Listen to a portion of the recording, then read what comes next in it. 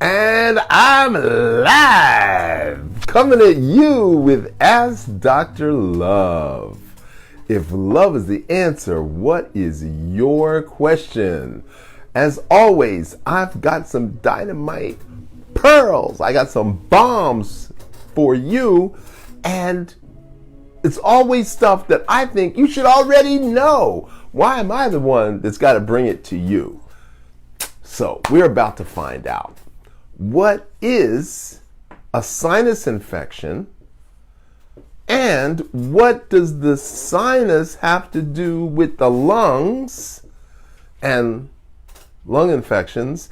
And I'm not going to mention Rona or anything like that. I'm just going to say, what's the connection between the sinus and the lungs? That's the first question I'm asking you. And the second question, well, let me just lay all this out for you. I have in my possession something called Naso Pure. It is a nasal wash. Now, before I go into the details, you may have heard of a neti pot, maybe you have not heard of a neti pot. But today, we're going to be discussing the connection between the sinuses and the lungs and infections. And we're going to offer a solution for you to do at home. So I am giving away 3 of these for free. They cost $12.95 on Amazon. And you can get them free from me today. I'm going to ask you 2 questions. Now, the questions require you to email the answer as opposed to just putting it in the comments, because somebody could give like a bunch of wrong answers and then somebody else could read that and figure out what the right answer is, and it's already too late. So your answers will only be counted if you email. So Eddie, what is the email that they got to send it to? Is it 21daystowellness.com? That's not an email. Okay. If you go to lovechinesemedicine.com, there's a contact sheet. You put in your name and your email. So go to Love Chinese Medicine and put your information in. I think 21 Days to Wellness is better, don't you? You can't send it from there. You can't send it from there. Okay. So you've got to go to lovechinesemedicine.com, put in your information. Because I don't want anybody to read the answer. That's why it's got to be email. You have to email the answer. And the first question is, what is the connection between the sinus and the lungs? The second question is, why do doctors write antibiotic prescriptions for viral infections? I'm going to ask it again because maybe some of you didn't hear me. Why do doctors write prescriptions for antibiotics for viral infections? Do not put the answer in the comment. You have to send it to the email. And the only way to get the email, because I'm giving these away free, is lovechinesemedicine.com. Put in your information, and then there's a comment section when you put it in, and then you can email me from there. Now, nasal sinuses. There's 3 of them. So one is called the maxillary, one is called the ethmoid, and one is called the frontal sinuses. So I'm going to show you a picture.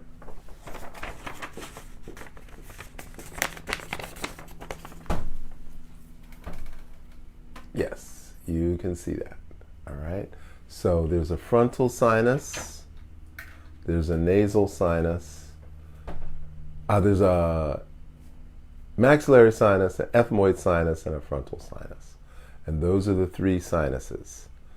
And 90% of all infections of the sinuses are viral. 90% of all infections in the sinuses are viral. On a rare occasion, you will get a bacterial infection. Now, what is a cold? When you get a cold in your head, again, that is a viral infection. It's not a bacterial infection.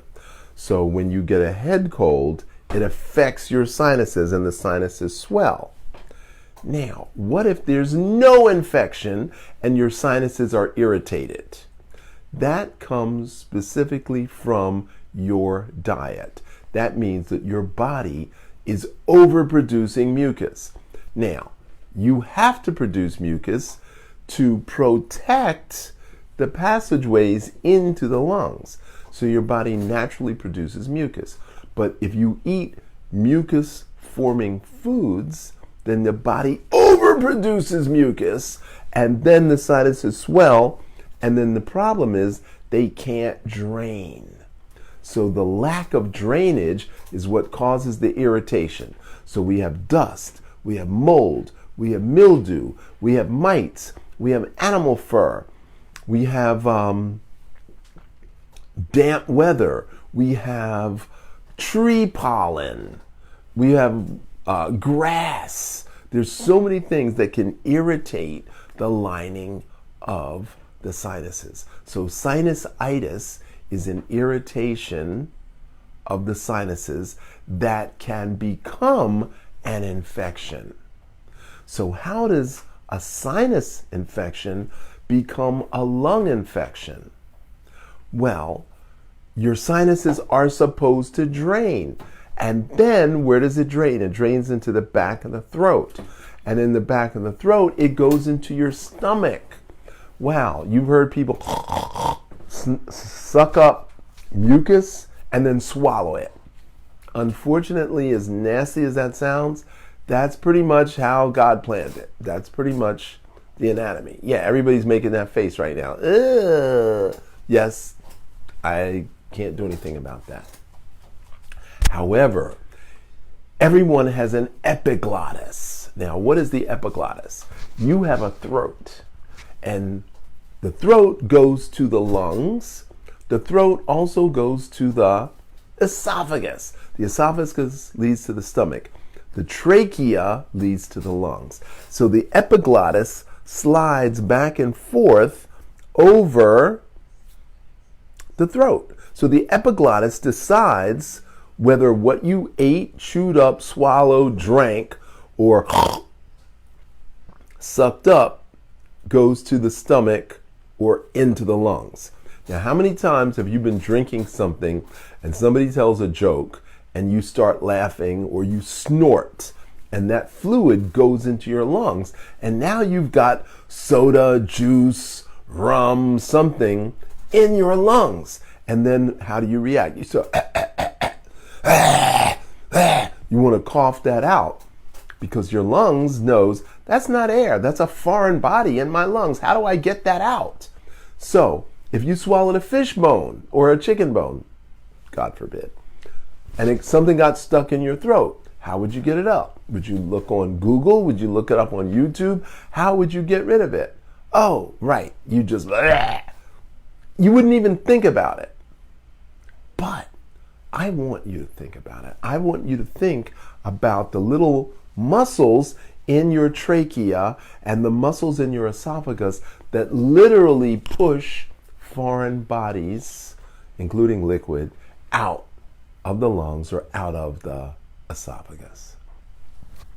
That requires a certain amount of Qigong awareness, a certain amount of muscular awareness of how your body actually works. And that's why when we do all of our breathing exercises and our internal Qi work and the Qi exercises, the Nadan Qi exercises, we can literally push that stuff out. So when you lie down at night and the mucus is dripping out of your sinuses and your epiglottis is not on the job and the epiglottis slides back so the mucus doesn't go down your throat. It goes into your lungs. And now you've got mucus in your lungs. And if that mucus is infected with a bacteria or a virus, now you've got a lung infection. Now, all this should have been explained by your pediatrician to your mother and father. You should have learned about this before you were 8 years old. Because kids run hot and mucousy, and kids get all these weird infections, ear, nose, and throat infections, and all this should have been explained, and you should know this as an adult because you went through it as a kid and they didn't. So the word doctor in Latin means teacher. And your doctor, your pediatrician, did not explain or teach you or your parents how to prevent sinus infections and or lung infections. Now, why do they write prescriptions for antibiotics for what is clearly a viral infection? And while you're thinking about the answer to that question, I've got another question for you. Did your mother always tell you, wash your hands before you eat? Did your mother always say, wash your face before you go to bed? Wash your face and your hands before you go to bed? Did your mother ever tell you, wash your hands before you go to school? Wash your hands before you go to church? Wash your hands and your face before you go kiss grandma? Of course she did. So you learned hand washing was a way of preventing germs, a way of preventing disease. Now you were born with 250 million viruses. You were born with that because you got it from your mother. And if you had a little sister or brother, then they had 250 million. And now you transfer back and forth. And now you have an immunity to 750 million viruses. Now, how many viruses are there? They mutate. There could be a gagillion. There could be 300 trillion viruses. So 750,000, 2 million, 3 million viruses is nothing. And yet, there's no antiviral. There's only antibiotics. Now, hold that thought. I've gone off on two tangents now, so stay with me because I'm going to bring us back to the central point. An antibiotic. Bios means life. Antibiotic means anti-life. That's something that kills you. Oh, but we're talking about bacteria. Yeah, it kills the bacteria, but it can also kill you. Because when the antibiotics go in the water, it kills the fish. It kills the microscopic life that fish live on. And then it kills the fish. So antibiotics, not really a good idea. But why do doctors who know that viral infections are the primary cause of sinusitis and sinus infection, why did they write antibiotic prescriptions? That's the question. And if anybody emails me the correct answer, you'll get one of these. And I'm giving 3 away. So, I have no interest in this company, NasoPure. I'm not connected. I never met them. But I believe in the neti pot. The neti pot is $15. This is $12.95. So what do you put in it besides hot water and sea salt? Well, you could also use baking soda. So my suggestion is always clean your sinuses out once a week. It should be a weekly thing. Every Saturday, every Sunday, I clean out my sinuses. Now, I go in the ocean. Salt water. I snort salt water. But wait, Dr. Love, there's bacteria in the ocean. Yes, there is. and my immune system is strong enough to fight off any bacteria in the salt water. I am not worried about that. And of course, I've been doing it for 36 years right here in South Florida. So we went off on a tangent on bacteria. We came back to viruses. We went off on a tangent on doctors and pediatricians, and now we're back. So how does the sinus connect to the lung? What is that connection? Now, this is a picture of the entire respiratory system. I hope you can see that. That's a picture of the entire respiratory system. So the nasal sinus is part of the respiratory system, and that is what is connected to the lungs. So, first silly question, or rather the third silly question, is when you breathe into your nose, does the air go directly into your lungs, or does the air go up to the pituitary and then go down? The air goes up and then it goes down. Now, why do we have a nose? Why can't we just breathe through a hole in our throat? Because the air has to be warm. Our internal body temperature is about 117 degrees Fahrenheit. So there's big blood vessels on the inside of the nasal passage. So that warms the air. And then you have little hairs on the inside of your nose to trap dirt, dust, feathers, leaves, what have you, to protect your lungs from that getting in. So that air goes up to the brow, which is where the pituitary is, and then it goes down into the lungs. So when you breathe in and out of your mouth when it's hot, not really a good thing. You really need to breathe through your nose and not through your mouth. Now, I got a phone call this morning, 6:30, from Ethiopia, where a colleague of mine, a Tai Chi master, he's in Kenya.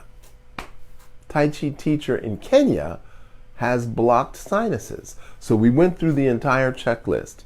And you know what he said? I'm doing all those things.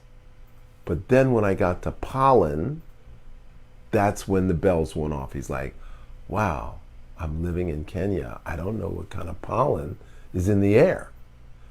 And maybe it's something I'm allergic to, which is causing my sinuses to swell up, and I cannot breathe through my nose. So I'm like, well, I suggest you go to the library, go to the health department, because you're African American and you're living in Africa. No wonder you have an allergic reaction to something that's not indigenous to your own body. And when we move from the north to the south, when we move from the south to the west, we get exposed to pollens and other vegetation that we're not used to. And then we have an allergic reaction. Now, from a Chinese medicine standpoint, the lungs are the most fragile organ. So that means if you're going to get sick, you're most likely going to get sick in your lungs before any other part of your body. Number two, you can go 40 days without food. You can go 14 days without water, but you can only go 4 minutes without air. If your brain is deprived of oxygen for more than 4 minutes, you're brain dead. So breathing, single most important. Lungs, most fragile organ. So it would seem to me that you should know about the nose and breathing and how it affects your sinuses, and that you should know that you have 3 sets of sinuses. And you should also know that you have the power to heal your sinuses. And I'm going to tell you now. So, bottom of the nose, there's a hollow point on the center of your face. It's called Bitong, or large intestine 20. Halfway up your nose is the ethmoid sinus. So we're going to do 16 circles with your nose. 6, 10, 11, 12, 13, 14, 15, 16. You're going to do that every day, twice a day. Now, with the edge of your hand, you're going to go across the bridge of your nose. You're going to do that 16 times. 9, 10, 11, 12, 13, 14, 15, 16. So 16 rubs and then 16 circles. Now, you have a sinus point here, here, and here. So the inside corner of the eyebrow, the center of the eyebrow, and the edge of the eyebrow. And what we're going to do is we're going to pinch. We're going to pinch, and we're going to hold for 10 seconds. Then the upper border of the eye socket and the center of the eyebrow, you're going to pinch it and hold for 10 seconds.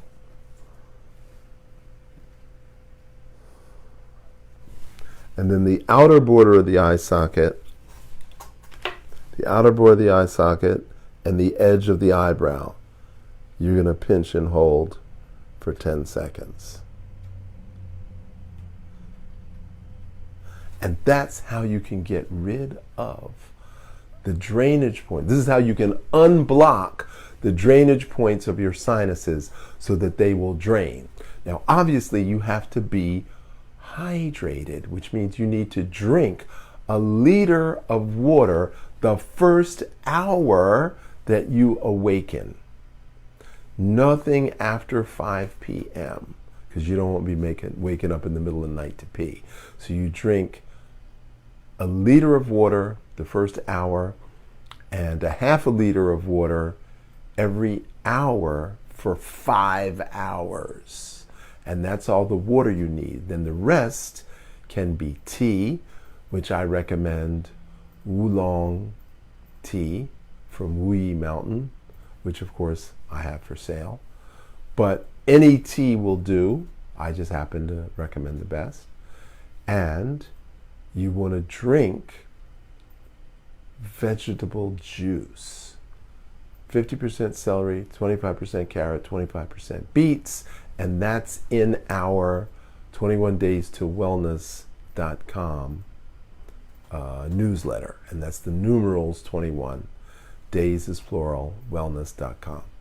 So that's what I can tell you. That is my present to you on how to unblock your sinuses. And if you answered either of those 2 questions correctly, I have 3 gifts, so I can send it to 3 different people. Naso Pure, okay?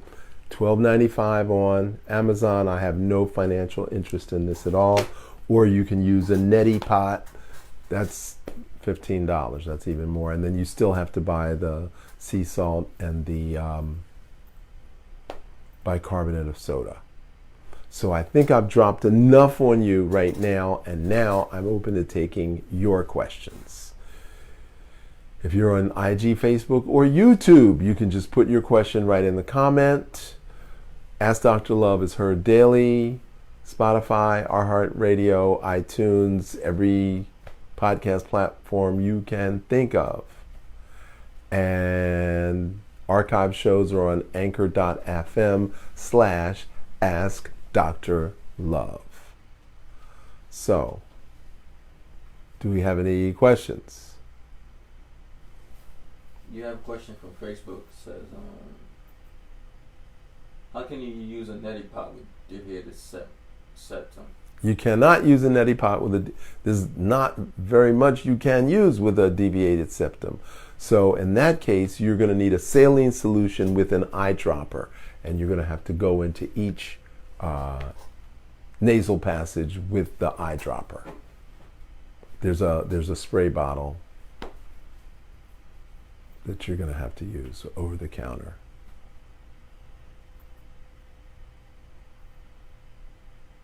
Will this help you with allergies? Absolutely, this will help with the allergic reactions. So maybe we should do a show on allergies, but the short answer is an allergic reaction is a hyperimmune response. In other words, your body over-responds to the allergen as if it's a toxin. The body thinks that you could die from it. So instead of just sending a patrol car to investigate, it sends out the National Guard. That's an allergic reaction.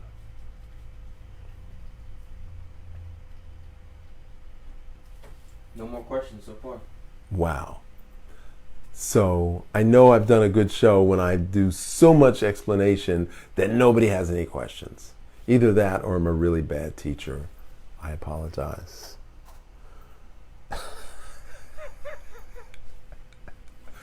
So to sum it up and recap, most 99% of all sinus infections are viral.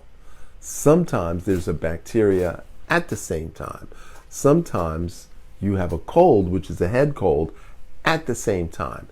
If your sinuses are clogged and your epiglottis does not do a good job, then the mucus will drain into the trachea and you'll get an upper respiratory tract infection in the trachea before it hits the lungs. That's an upper respiratory, which is also a viral infection.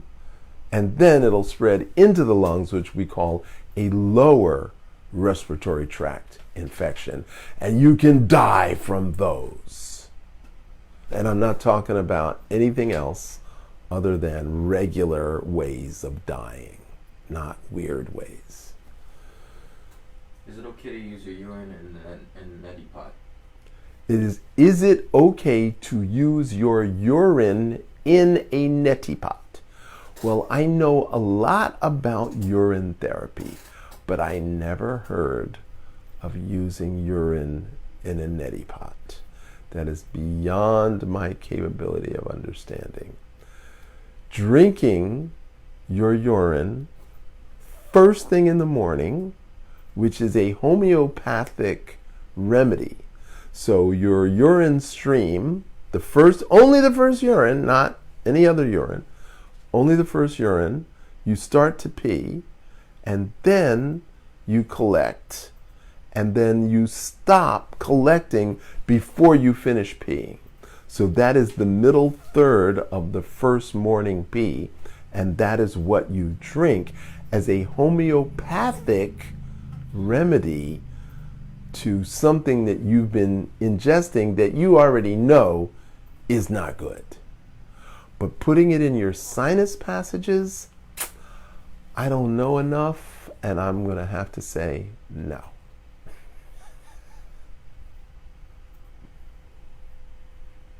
The next question is, can clearing out the sinuses help with tinnitus? Can clearing out the sinuses help with tinnitus? Now that's a very interesting thought, because the nose and the ears are definitely connected. Nose and ears are connected.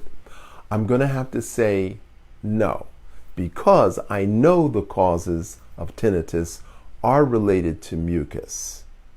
But I know that it's related to mucus production and not mucus clogged up from the sinuses. Now, unless you are blowing your nose really forcefully, incorrectly, that would blow the mucus from the sinuses into the ear passages. But that would typically drain in 24 hours. Tinnitus is pretty much a permanent condition. So cleaning out the sinuses, no, it's not going to work on tinnitus.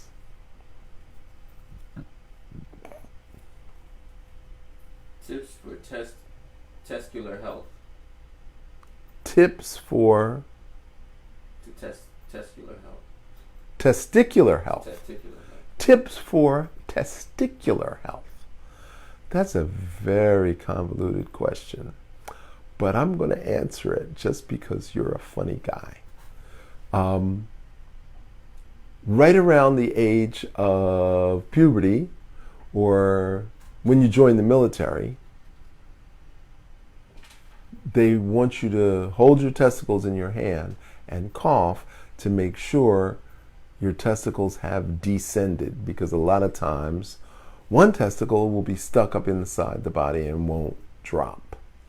So besides that, you should actually separate your testicles and rub them around with your thumbs at least once a month. It's called a testicle tug.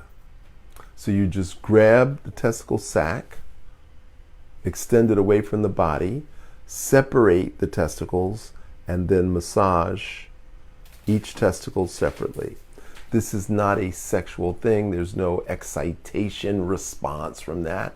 It's just testicular health. And if you do that once a month, your testicles will be just fine.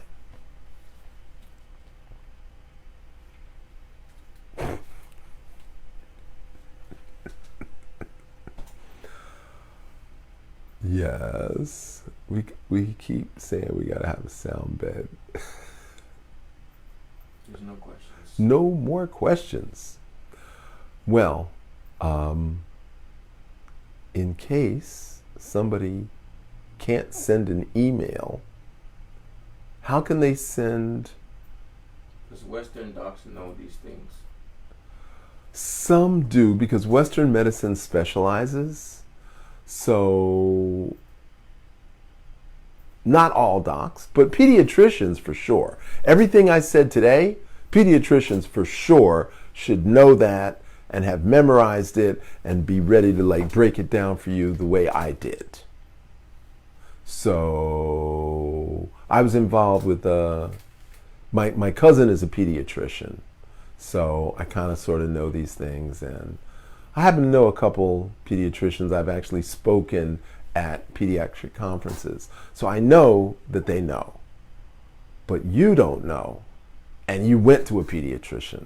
So there's some disconnect between either you not asking the right questions or them not explaining it to you in a way that you could retain the knowledge.